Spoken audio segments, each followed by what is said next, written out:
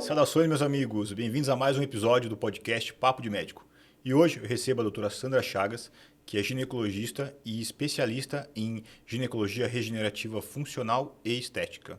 Doutora Sandra, olá, obrigado por ter vindo no programa. Obrigada, Rodolfo. Estou super contente de estar aqui. Me diga uma coisa, natural de onde? Pelotas. Pelotas, Rio Grande do Sul. Rio Grande do Sul. E está há quanto tempo em Santa Catarina? 25 anos. Olha só, exatamente 25 anos. Uma vida, né? Um pedacinho. Um pedacinho da vida, né? A doutora fez residência no Rio Grande do Sul também? Sim, eu sou formada na Universidade Federal de Pelotas e o meu serviço de residência foi lá também. Tá. Então já veio para cá com formação com completa, a residência. Né? E essa pós-graduação, ela é mais recente, daí foi feita em Porto Alegre também. Tá. Explica para mim, no que consiste a ginecologia regenerativa funcional? A ideia é a gente fazer uma recuperação das funções que estão desatualizadas, vamos dizer assim, né? Então, vou usar um exemplo assim muito frequente, talvez nosso exemplo mais frequente. A atrofia vaginal, que é um ressecamento que acontece dentro da vagina em algumas situações como pós-parto, menopausa, e a gente faz uma recuperação dessa função. Então, são tratamentos que vêm para recuperar essa função. Tá. E quando é que está indicado que a mulher comece a fazer esse tipo de cuidado, de recuperação?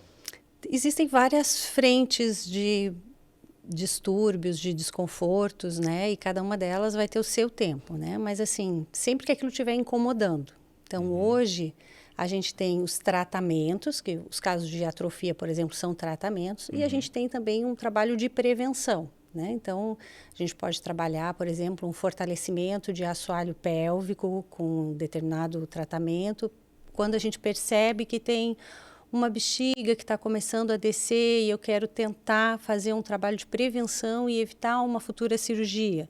Então, ela tem essa parte preventiva também.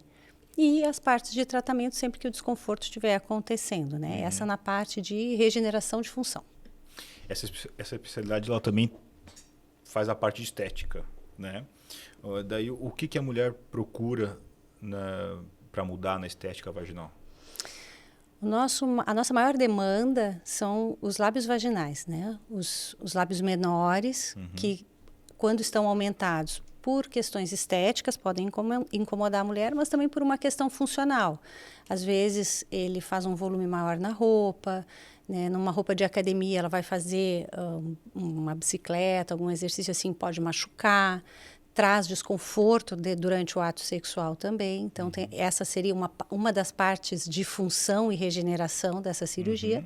Mas tem a parte estética dela também, que às vezes incomoda muito. Nós não pensamos tanto nisso, mas para a mulher, às vezes, traz muitos traumas. Às vezes impede de que ela fique nua na frente da parceria sexual, ela evita a luz, ela quer ter uma relação sempre no escuro, e porque ela tem um constrangimento do tamanho dos lábios vaginais. Então, a cirurgia, apesar de ser estética, ela também tem uma função no aspecto da autoestima daquela mulher. Olha só.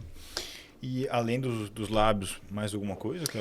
Sim, isso a gente falando dos pequenos lábios, né? Nos grandes lábios, assim, da vulva, a gente também tem, conforme a perda de colágeno que vem com a idade, ou mulheres que reduziram muito de peso, uma frouxidão daquele tecido. Tá. Então, a vulva, ela fica flácida mesmo, né? Às vezes traz um ressecamento, esse ressecamento traz coceira, desconforto. Então, ela também tem uma parte funcional, né? Que a gente tenta melhorar o trofismo daquela pele, deixar ela mais saudável, e tem uma parte estética, né?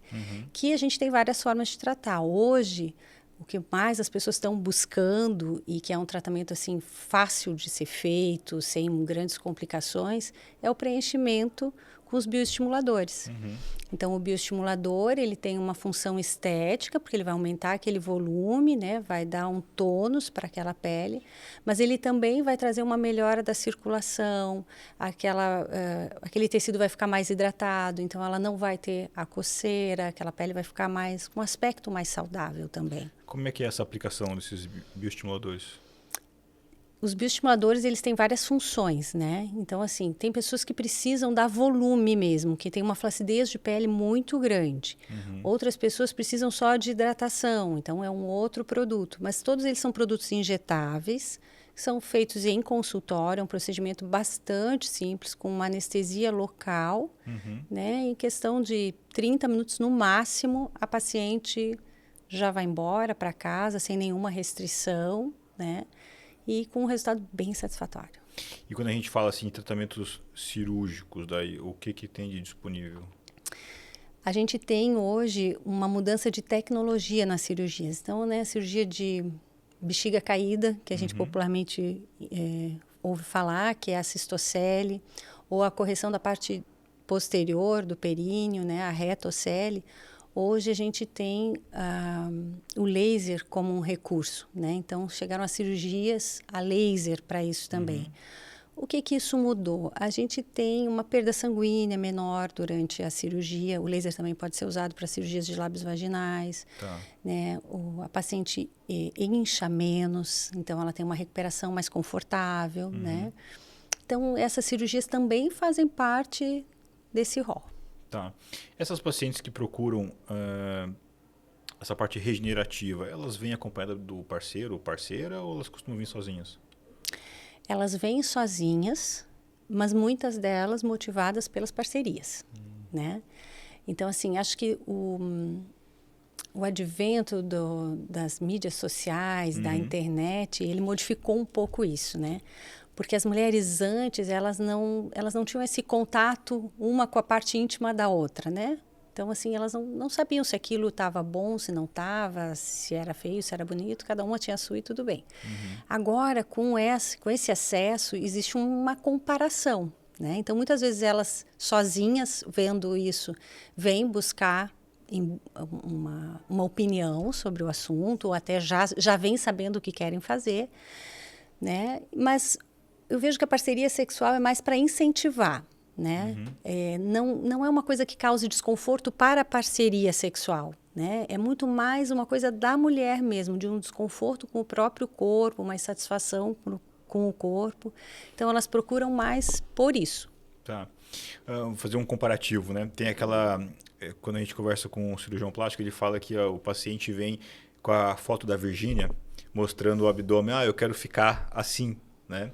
E nessa parte de estética vaginal, a mulher faz a mesma coisa? Ela traz uma foto de uma vagina bonitinha e fala, eu quero ficar desse jeito ou não? Não, elas não trazem, mas elas têm uma idealização, tá. né? E isso até é uma coisa assim, super importante da gente conversar muito antes. Muitas vezes a mulher está numa insatisfação com a vida sexual dela e ela acha que uma cirurgia vai modificar isso, né? Não vai modificar. A cirurgia, no caso, por exemplo, de um ressecamento vaginal, sim, ela vai melhorar, o tratamento vai melhorar aquele tecido, vai trazer mais conforto, mas a gente está pensando em causas locais. Agora, quando a gente tem assim, uma disfunção sexual, uma diminuição de desejo ou de satisfação, de orgasmo, essas coisas não vão ser resolvidas com um procedimento estético, né? Mas elas têm uma idealização, né? Elas imaginam como é que aquela vulva vai ficar, né? Então, toda mulher sonha com a vulva da Barbie.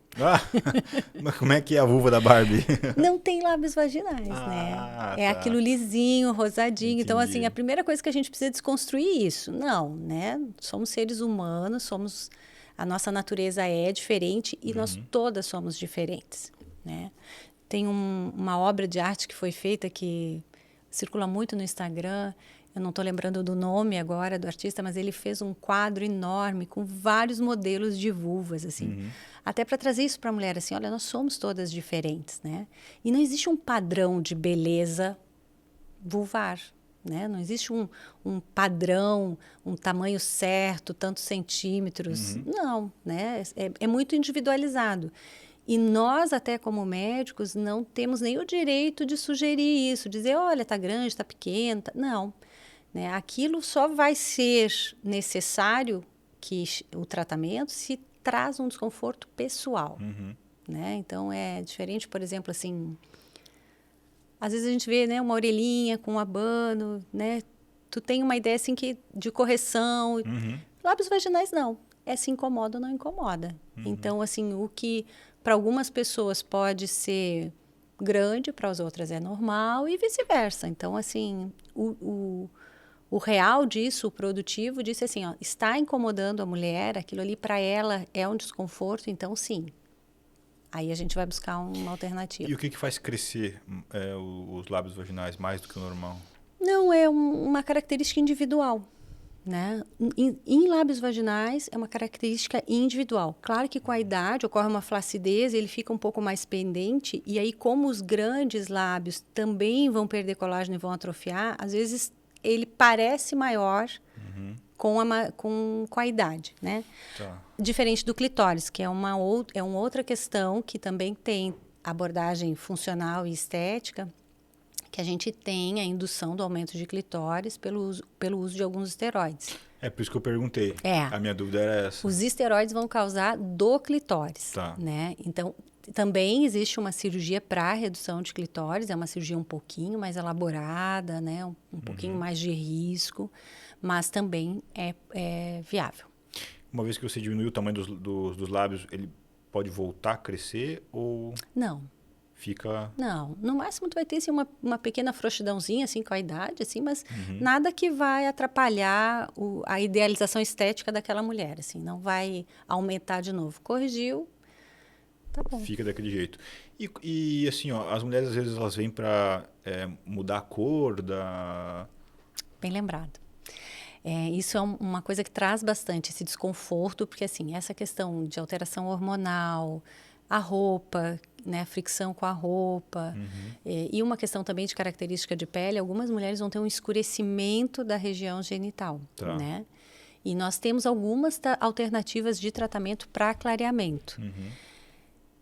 Eu acho que essa é a parte da regeneração e da estética íntima que menos evoluiu até então. A gente assim tem dificuldade de obter um bom resultado, né? Então assim, a gente não chega na idealização da mulher, porque ele é um tratamento que precisa ser para o resto da vida. Ela precisa ter essa mudança de comportamento, então a depilação dela não pode ser mais com cera quente, não pode ser mais com gilete, é uma depilação a laser. A cera daí vai alterar na cor? A cera quente e a gilete provocam escurecimento também. A cera é a pior alternativa. Eu não imaginava isso. É a pior alternativa. Então, o ideal para quem quer fazer clareamento é começar já mudando o método de depilação. Então, a depilação a laser ela é a que menos vai estimular essa melatonina e deixar essa pele... a melanina para provocar o escurecimento da pele. Roupas muito justas também, pela fricção, vão trazer isso. Então, esse é um outro comportamento que precisa mudar. Mas aí a calcinha... Não, porque a parte inguinal, na raiz da coxa, ela acompanha também esse escurecimento. E ela... Então, assim, a calcinha, a gente até consegue que ela use uma calcinha mais confortável e não vai trazer... na verdade, o tecido não vai trazer tanto atrito, como uma calça jeans, por exemplo. Entendi. Tá? Então, como ela exige essa mudança de comportamento, e essa mudança de comportamento tem que ser para sempre, o resultado do tratamento ele é muito limitado. E o tabagismo muda alguma coisa? Piora um pouco também. Piora, deixa mais escuro. Deixa mais escuro. Tá. Dessas mulheres que te procuram assim, para mudança de cor, vamos dizer, clareamento, são as mais novas, mais velhas? Varia bastante, né? Eu acho que as mais jovens se incomodam um pouquinho mais, mas a incidência é maior nas mulheres mais velhas, pelas alterações hormonais. Né? Que é um progressivo, vai progressivo. Progressivo. As mais velhas têm mais sintomas, mas as mais novas é que se incomodam mais. E o que a gente tem de disponível para tratar isso? Tem os peelings químicos, que são muito semelhantes assim, aos que a dermatologia usa para face, né? Então, assim, uma etapa é feita em consultório, né? E outra etapa é feita em casa. A paciente precisa fazer uma manutenção desse tratamento. Mas ela vai ficar descascando daí? Vai. E exatamente como o peeling facial. A ginecologia regenerativa, ela anda um passo atrás da dermatologia. A gente vai observando eles e vai trazendo, adaptando para a gente. Então, o peeling foi uma situação como essa. A outra alternativa seria a gente fazer o tratamento com laser, aplicações de laser, né? Isso seria feito aí só em consultório também, mas os resultados ainda não são tão satisfatórios. O peeling tem um resultado melhor, então. O peeling é um pouco melhor também, só que o peeling tem essa questão, né? De ter essa continuidade de tratamento. Ela tem que ir no consultório, faz uma parte lá, daí ela segue em casa, daí depois de um tempo ela volta, faz outra parte no consultório. Vai fazendo várias sessões. São então. várias sessões, Tá. várias sessões. E tem algum desconforto nisso? Fica ardendo? Fica ardendo, né? Algumas pessoas não podem fazer porque até vão apresentar alergia no teste, né? Mas ele dá aquela ardênciazinha, exatamente como o peeling facial. Daí ele vai ter a descamação para renovar todo aquele tecido. Então, não pode pegar sol nessa região, Tá. né? Então também não é um período como o nosso agora de verão, e a gente que tem um verão um pouquinho mais prolongado, esses tratamentos não são adequados para essa fase, são tratamentos para o inverno. Mas esse peeling que é feito é na virilha inteira e também na vagina? Não, só na parte da virilha e da vulva. Tá. É um tratamento externo mesmo. A gente externo. pode prolongar ele até a região perianal. Tá, entendi. E a mulher, né, ela precisa repetir quantas vezes isso durante o ano para fazer uma manutenção? Olha, ela pelo menos uma vez por ano ela vai ter que fazer não é tanto assim. Então, eu achei que teria que vir uma vez por mês. Não, mas então, é uma vez por ano cada ciclo. Todo ano ela precisa fazer um ciclo, né? Que aí ela vai ter que fazer pelo menos 3 aplicações de consultório e naquela semana seguinte ela segue fazendo o tratamento em casa. E aí ela vai ter um tratamento de manutenção durante o ano. Então, assim, depois ela volta até a gente chegar naquele resultado. Então, por isso que esse é um tratamento a longo prazo mesmo. E pode associar o laser com o peeling? Tipo, vai maximizar o efeito? Não. Não? Não vai trazer muita vantagem, não. Tá. Não vai trazer muita vantagem e a gente tem que ter muito cuidado com esses tratamentos, porque é muito fácil de queimar. E aí a gente, ao invés de trazer um clareamento, provoca um escurecimento. Então, ele é um tratamento, assim, muito delicado. Tu vai com poucas doses, aos pouquinhos, e vai mantendo ele. Tá. Então, não é a mesma dose que faz na face, então, no rosto? É uma dose específica? É. E até porque a gente tem que ter um cuidado, que essa região ela fica muito abafada. Tá. Então, eu não posso causar aquela descamação imediata e tão agressiva quanto na face. A mulher que tem candidíase de repetição, isso vai influenciar alguma coisa na estética da vulva, da vagina? Não. E também não impede nenhum tratamento. Só nessas pacientes que têm candidíase de repetição, toda vez que a gente vai fazer um tratamento, a gente faz uma prevenção. Né? Faz um tratamento preventivo, usa uma medicação, assim também para o herpes, né? Tá. Porque até como quase todos eles vão trazer aquecimento para a região, a gente pode proliferar, né? Tanto o herpes quanto a cândida. Então, a gente faz tratamentos preventivos. Durante o tempo que está usando o peeling em casa, ela também precisa fazer essa prevenção ou não? Só antes de começar o tratamento. Tá. E o laser, ele tem alguma ação nessa parte de candidíase? Tem.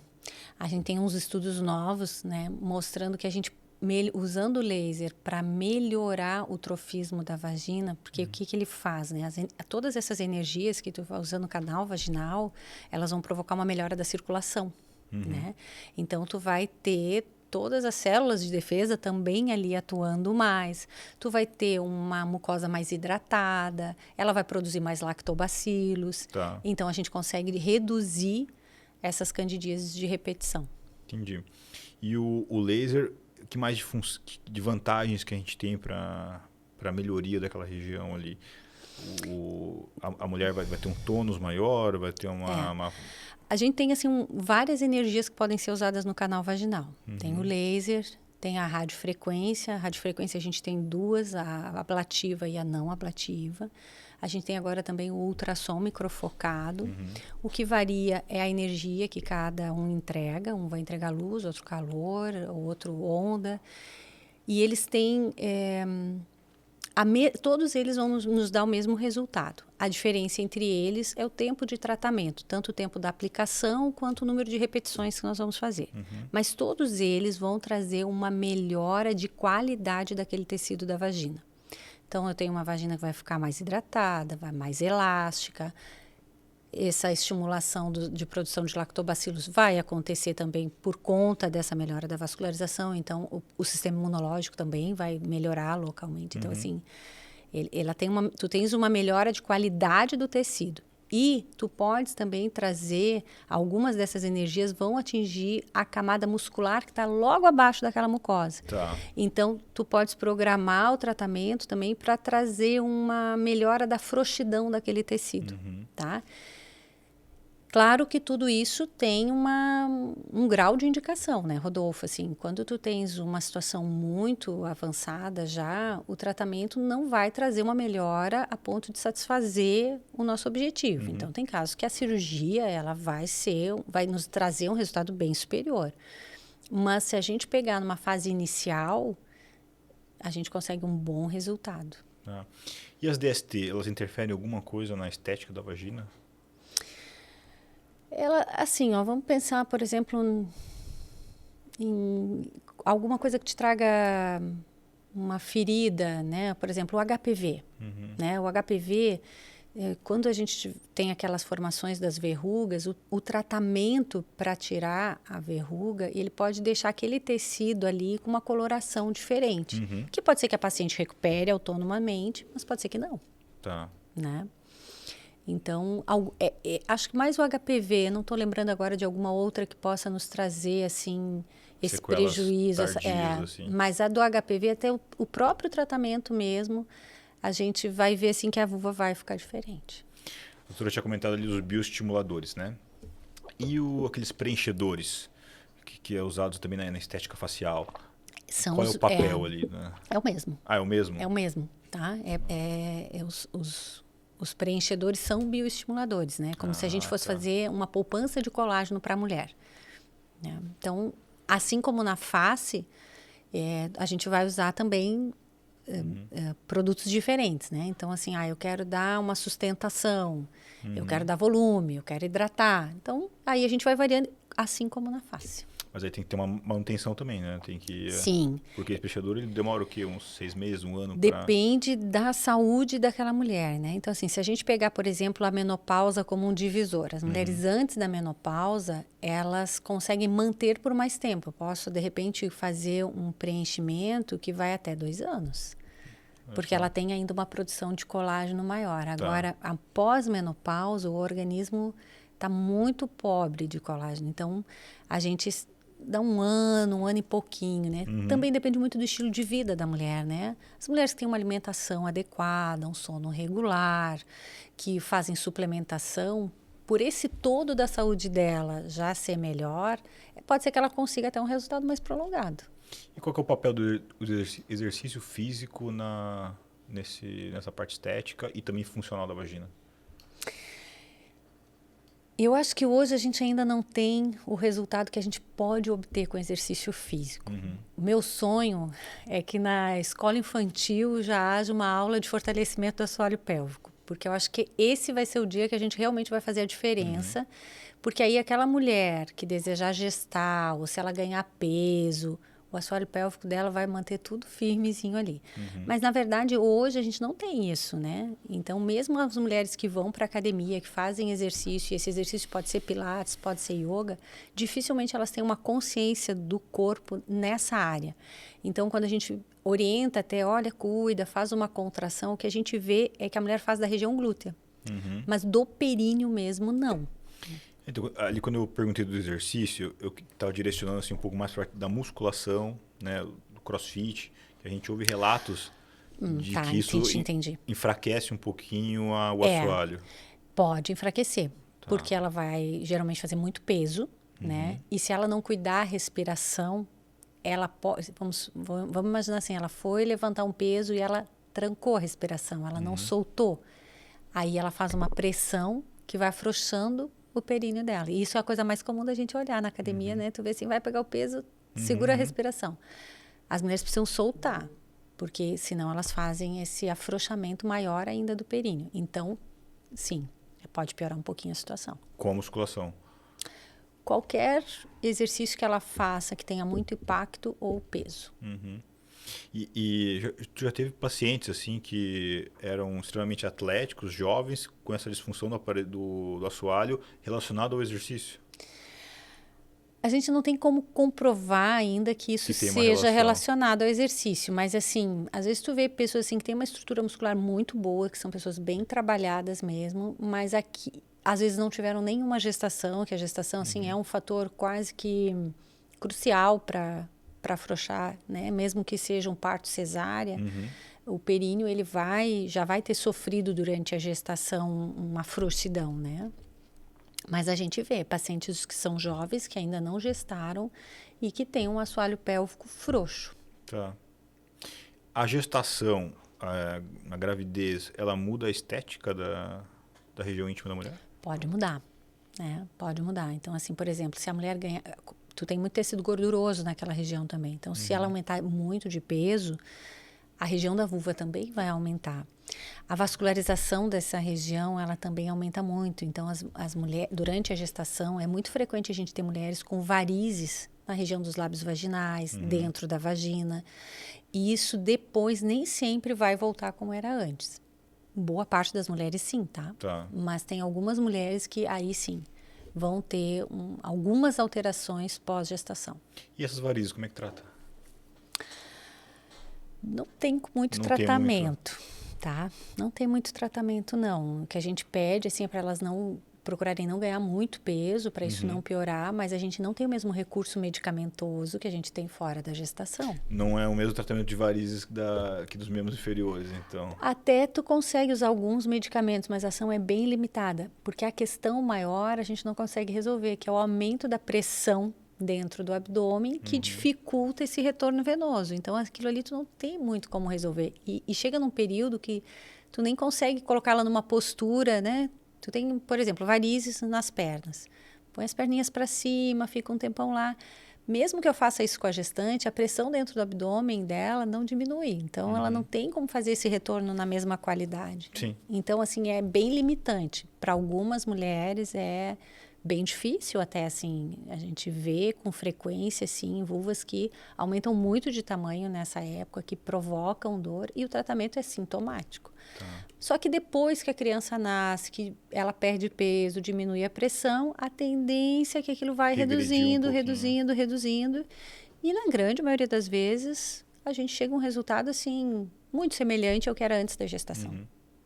O clitóris, além do hormônio externo, né, que a mulher possa usar, com a idade ele também tem uma tendência a aumentar? Ou... Não, o clitóris mesmo, ele pode reduzir. Agora, o capuz do clitóris, que é aquela pele que recobre ele, aquela sim, ela também vai ter uma flacidez.